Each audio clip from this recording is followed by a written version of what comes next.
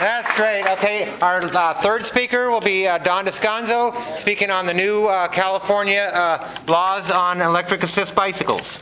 So up until now, we've got the chance to talk about all the fun about electric bike, but there's a business side to it, and the business has been very serious when it comes to the legislation and the laws on electric bikes. Up until Governor Brown signed the bill on October 7th of 2015, electric bikes were in a kind of limbo area. They were considered by some to be mopeds, some even consider them motorcycles, and those of us that have them consider them to be bicycles. But fortunately, the Bicycle Products Suppliers Association got together, raised about $300,000, formed a committee of which I was one of the members, and wrote legislation, introduced it through the California Bicycle Coalition, got their buy-in to it, a little bit of money helped, and found Daniel Chu, who is an assembly member out of San Francisco, and co-sponsored by Matt Harper, our assemblyman in Huntington Beach, and they put together a bill, and it ran to the House with 80-0 approval. It went to the Senate with a 40-0 approval, and then it went to Governor Brown, and he signed it. So effective January 1st, 2016, we've got real clarity on electric bikes, and it's all good.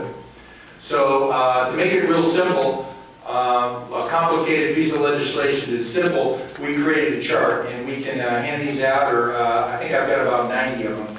Basically, there's three classes of bikes. There's a Class 1, a Class 2, and a Class 3.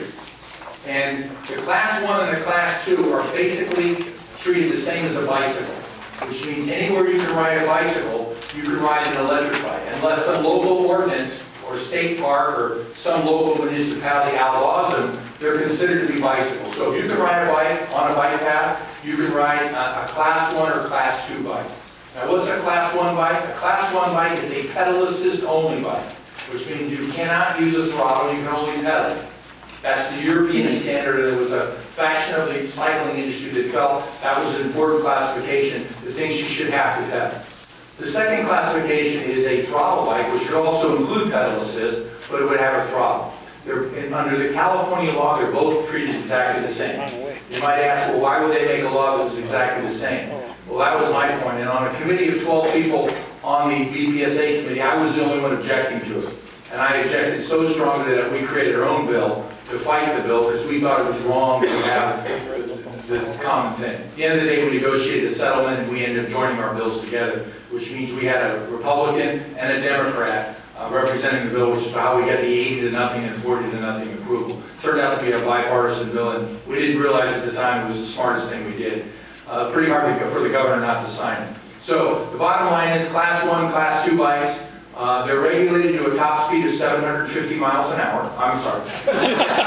They're regulated to a top wattage of 750 watts. I want to buy one of those. 20 miles an hour. Now they've created the third class that they've referred to in Europe as the speed pedelec.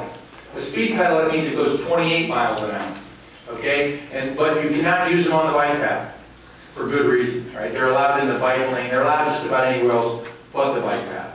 So if you buy a speed pedelec, it goes up to 20 miles an hour, 28 miles an hour. Number one, there can't be a throttle, so you have to be pedaling it to make it work. And number two, you can't go on the bike path. So that's designed for people who want to commute, people who want to go other places. So the next question would be, well, how's law enforcement going to know which bike is what and where they're allowed? So they made it really confusing, so they have Class 1, Class 2 bikes, and they have Class 3 bikes, and they have Class 1, Class 2, Class 3, and Class 4 bike paths. What's important for you to understand is a Class 1 and a Class 2 bike can go on all the paths. There's no area. Class 3 is the one that's restricted off the individual bike path.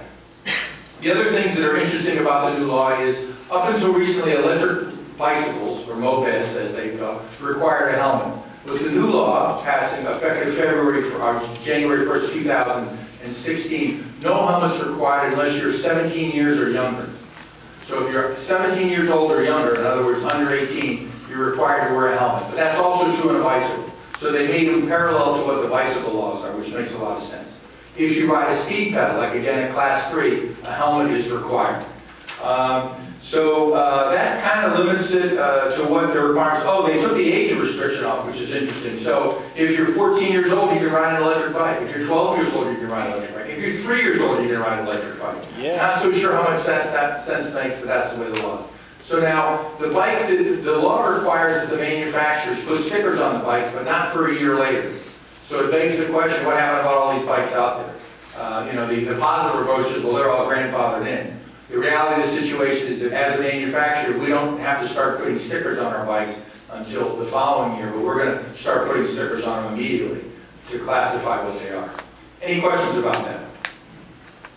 Okay, so there's a handout that Turbo Bob has.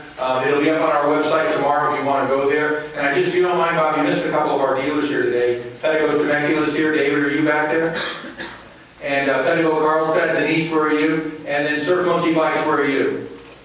So I just wanted to make sure they got recognized. We've got bikes out on display along with the other vendors. I encourage everybody, if you don't own an electric bike, try them, look at all the vendors. And if you don't think you're ready to buy one, I'd advise you go rent one someplace. There's a lot of great people that rent them. That's the best way to find out whether you want one or not. It's not a big investment. You go rent them, and most of the beach communities have them. You can rent them and try them out. Thank you, Bob.